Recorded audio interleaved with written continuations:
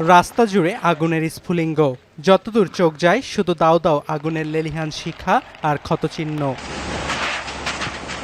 মঙ্গলবার স্থানীয় সময় মধ্যরাত থেকে একতরফা যুদ্ধবিরতি কার্যকরের ঘোষণা দেয় ইউক্রেন।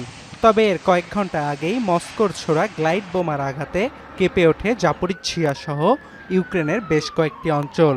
আগুন ধরে যায় আবাসিক ভবন ও রাস্তায় দাঁড়িয়ে থাকা গাড়িতে।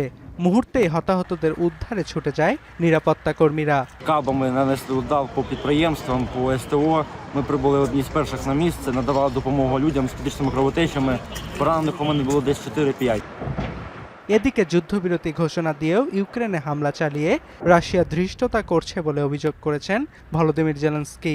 এর আগে দ্বিতীয় বিশ্বযুদ্ধে সোভিয়েত ইউনিয়নের বিজয় উদযাপন উপলক্ষে আগামী ৮ ও ৯ মে 2 দিনের যুদ্ধবিরতির ঘোষণা দেয় রাশিয়া।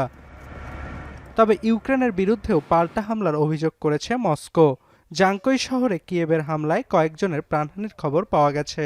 আর রুশ প্রতিরক্ষা মন্ত্রণালয় জানায় ইউক্রেনের ছোড়া প্রায় শতাধিক ড্রোন ভূপাতিত করেছে তারা।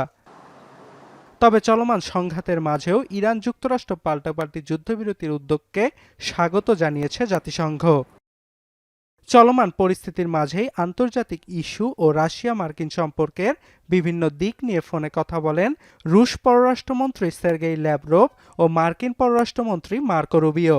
আলোচনা গঠনমূলক হয়েছে বলে এক বিবৃতিতে জানিয়েছে ক্রেমলিন।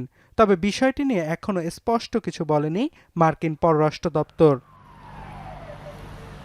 অর্ণব প্রসাদ, এখন বিশ্ব।